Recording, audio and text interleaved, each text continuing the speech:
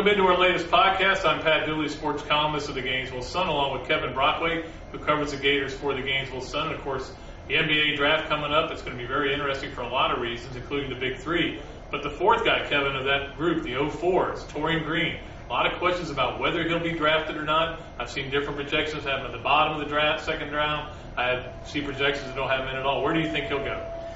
Well, he did make a good impression at the NBA pre-draft camp in Orlando, and there have been some projections actually mid-second round to late second round. I mean, I even saw one draft projection that had him late in the first round. I find that a little bit surprising. I don't think he'll go that high, but I think there's a chance mid to late second round because he's proven that he's a winner. The size is a concern, obviously, defending bigger NBA guards, but he can shoot well from the perimeter, and you need shooters in the league as well.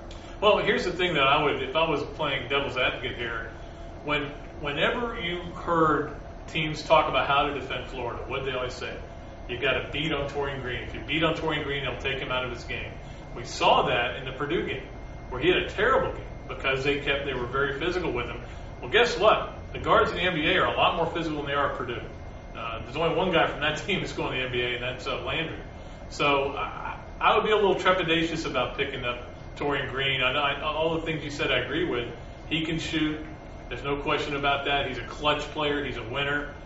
But physically, is he strong enough to live up to 82 games and take that pounding? It was interesting when I was in Orlando. We were talking to Dave Odom about that. He said that's going to be the one question where he will have to prove himself in a camp is defending bigger guys on the NBA level. I don't think that there's a doubt that he can handle and play well offensively. As a matter of fact, in the NBA, draft camp against Mustafa Shakur, a bigger guy, a 6'3" guy, he was able to knife his way into the lane. He was able to prove that he could score inside as well as outside. But I think on the defensive end, that's where the big concern is. I thought he looked improved offensively compared to when I saw him in the NCAA tournament in terms of handling bigger guys. But I think on the defensive end, that's a big question. But again, Shakur is not a physical guy. He's a bigger guy, but I'm not sure how physical he is. It'll be interesting to see how it works out. No matter what happens, Kevin, they're not going to be able to take those 2 championship rings away from him.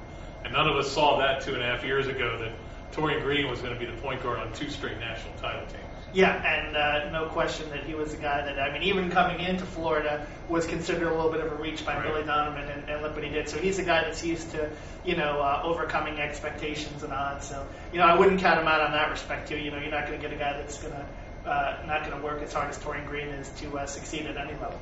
That's going to do it for this podcast. We'll be back with another one. Stay tuned. Until then, this is Pat Dooley and Kevin Brockway saying so long from the Sunshine State.